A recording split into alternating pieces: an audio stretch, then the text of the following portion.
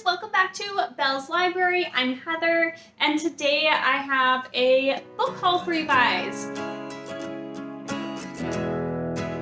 I haven't actually done one of these since like March, which I was really surprised when I was going back to look, but it does make sense. I'm really trying not to buy a bunch of books at the moment because I am planning on doing a big move here in a few months after I'm done with nursing school, and books are really heavy and they're hard to move. So I'm trying to not buy a ton at the moment and try to read what's on my shelf. But, you know, I can't help it. Sometimes you just need a book, you know?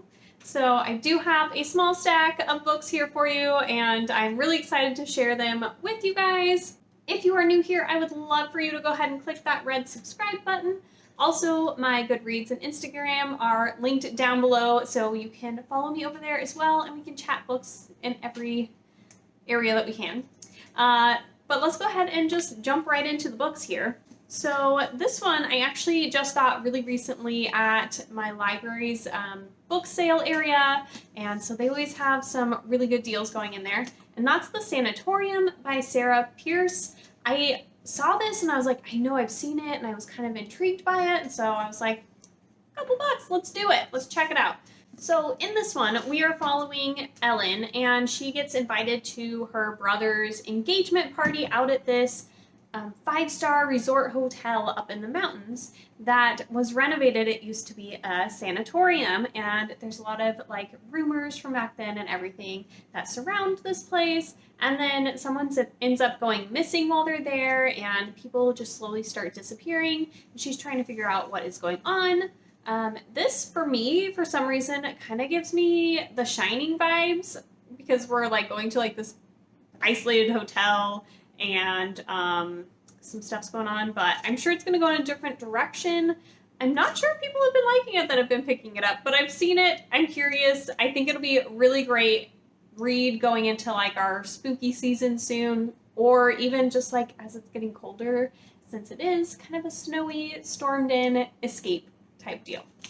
During that library sale, I also picked up A Man Called Ovae by Frederick Bachman. I recently read Beartown by him, and I really enjoyed his writing. It's just really well done. He really gets you invested in these characters, and you just really feel for them, and he takes on really complex topics, I feel like, that just really bring out emotions and thoughts, and just wonderful. So I wanted to pick up more of his work. I know a lot of people really love this one.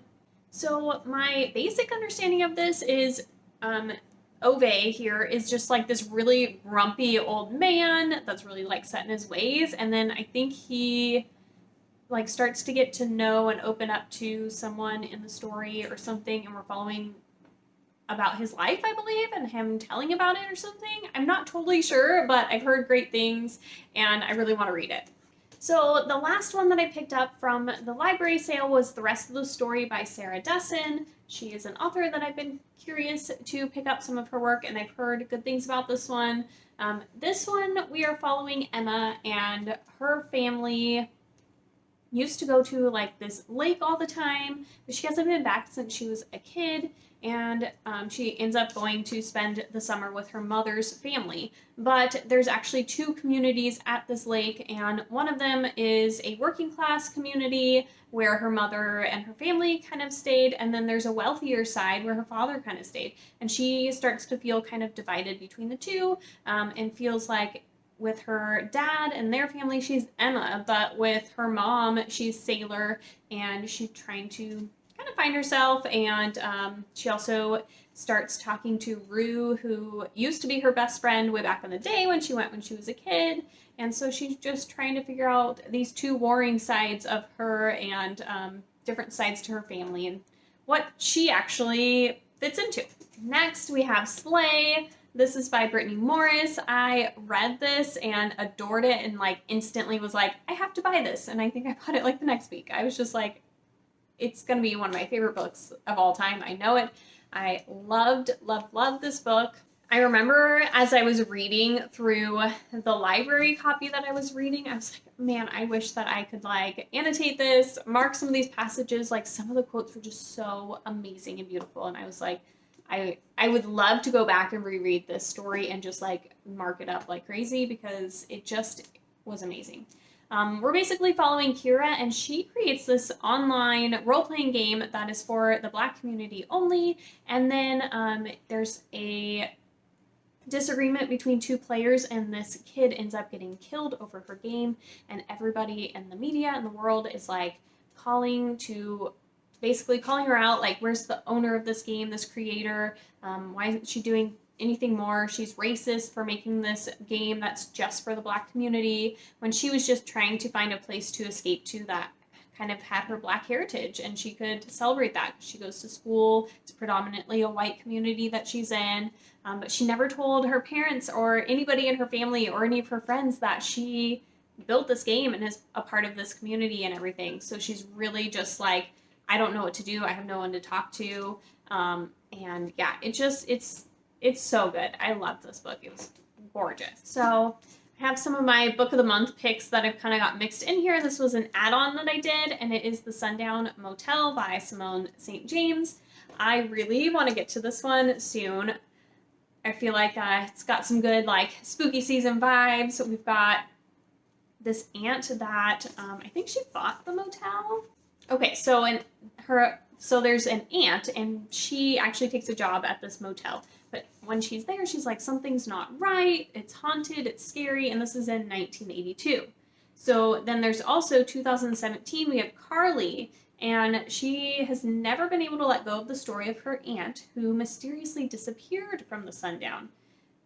So she decides to go and visit the motel and see if she sees anything else, and realizes that nothing has actually changed at this motel, and there's still some haunting, creepy stuff happening. So I am totally down for this.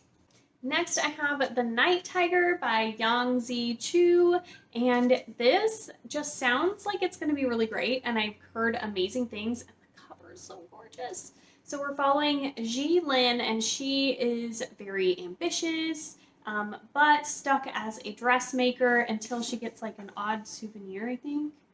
It says one of her dance partners accidentally leaves behind a gruesome souvenir, and she gets kind of plunged into a dark adventure. And then we have an 11-year-old Chinese houseboy, Ren, and he promised to fulfill his master's dying wish, and that's to make sure that his finger is reunited and buried with his body. Otherwise, his spirit is going to roam the earth forever, and he only has like 49 days to do so. And somehow their paths are going to entwine and interlock. And yeah, it's just... It says, dazzling and propulsive, the night tiger is the coming of age of a child and a young woman, each searching for their place in a society that would rather they stay invisible. And it's set in 1930s colonial Malaysia. So yeah, I don't know. I'm curious. Historical fiction for me, like, it can hit like really well and just be like amazing, or it just really doesn't. Most of it's just really like not my thing, but there's some that have just been my favorites. So I'm really hoping this is one of those. Then I picked up Home Before Dark by Riley Sager. I really enjoyed reading this last fall and thought it might be fun to reread maybe this fall. But Riley Sager, I'm actually slowly reading through his work. I read Lock Every Door, and I'm currently reading The Last Time I Lied. I've just really been enjoying his work, and so I wanted to pick this one up. This one we're following, it's basically kind of this haunted house. So we have this family that fled the house after like 30 days of living in it or something, and then the father writes a story, a book about his experience there and why they left and everything. And so you actually get chapters in which we're reading from his book and what happened years ago. And then we're also following Maggie, and she's his daughter, and she can never get the story out of her parents and doesn't really believe that that's what actually happened. And her dad ends up passing away, and the house gets left to her, and she had no idea he still even owned it or anything. And so she decides to go back and see what really happened. And just check out the house and renovate it and hopefully sell it. And so you're following chapters from her perspective as well as things seem to be kind of recreating themselves. So the next one I found at Goodwill, and I was like, it's like $3 and it's gorgeous. Oh my goodness. So this is Grimm's Complete Fairy Tales, and just like, it's just beautiful. Like, I'm like, this sitting on my shelf is just gonna be gorgeous, and it's like gold, and it's huge and massive.